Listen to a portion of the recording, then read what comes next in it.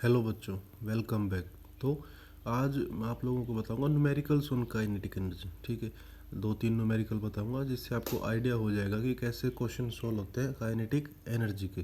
ठीक है, तो सबसे पहला क्वेश्चन है, a car is moving with a uniform velocity of 15 metre per second.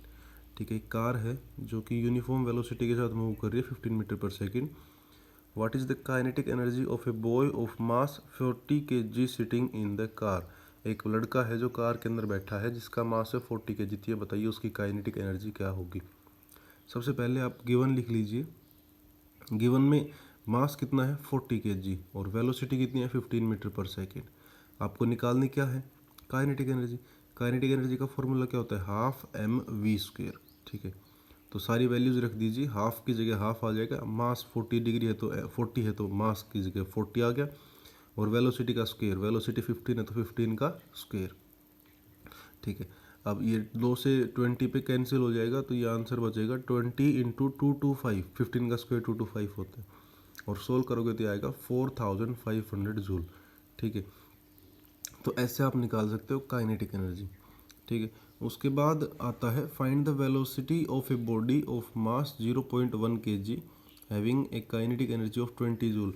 अब आपको वेलोसिटी निकालनी है एक बॉडी की जिसका मास है 0.1 kg और उसकी काइनेटिक एनर्जी कितनी है 20 जूल। ठीक है, क्वेश्चन फिर से ध्यान रख लेना, वेलोसिटी निकालनी है, मास गिवन है 0.1 kg और काइनेटिक एनर्जी कितनी गिवन है 20 जूल। ठीक है, अब सॉल्यूशन। गिवन क्या है, काइनेटिक एनर्जी कितनी है 20 जूल और मास कितना है 0.1 kg। काइनेटिक एनर्जी का फॉर्मूला क्या होता है, हाफ एम वी स्क्वेयर। ठीक है, और अगर आप इसमें वी स्क्वेयर के लिए सॉल्व करोगे तो ये हो जाएगा 2 kinetic energy of upon M. सही बात है ना। और फिर अब रूट इसका इस साइड से स्क्वेयर हटाओगे तो दूसरी साइड रूट लग जाएगा, तो v is equals to under root of twice of kinetic energy upon M. Done है इतनी बात। ठीक है, अब सारी वैल्यूज रख दीजिए, तो v is equals to under root of 2 into kinetic energy 20 थी तो 20 रख दिया अपॉन 0.1। ठीक है, और अब 2 इंटू 20 40 होता है, एक डेसिमल नीचे है, ऊपर जाएगा तो आंसर हो जाएगा 400 अंडर रूट, और 400 किसका अंडर रूट होता है 20 का। तो वेलोसिटी कैसे निकल के कितनी आएगी 20 मीटर पर सेकेंड। तो देखा कैसे काइनेटिक एनर्जी का फॉर्मूला यूज करके ही आप वेलोसिटी निकाल सकते हो।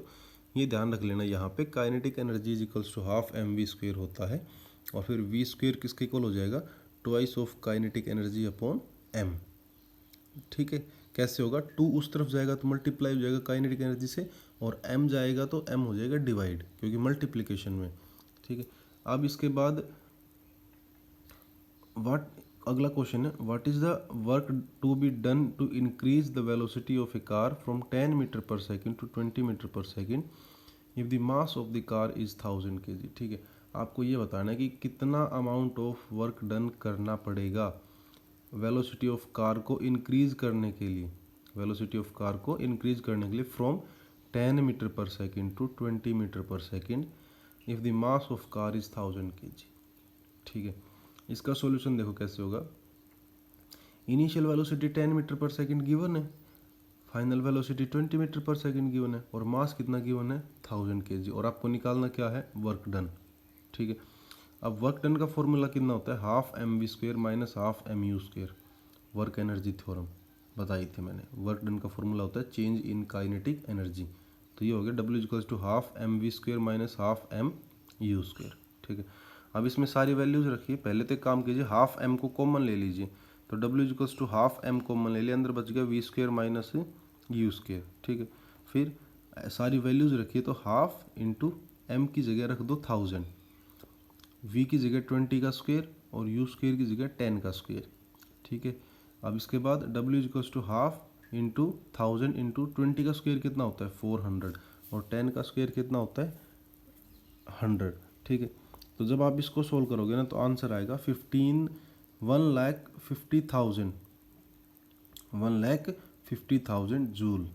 ठीक है, तो ये था इसका आंसर। तो ऐसे आप लोग काइनेटिक एनर्जी या फिर वर्क एनर्जी थ्योरम का यूज़ करके आंसर निकाल सकते हो। ठीक है, तो ये था आज के लिए, कल फिर मिलेंगे। कल आपको पोटेंशियल एनर्जी के बारे में बताएंगे, तब तक के लिए अपना ध्यान रखिए, बाय।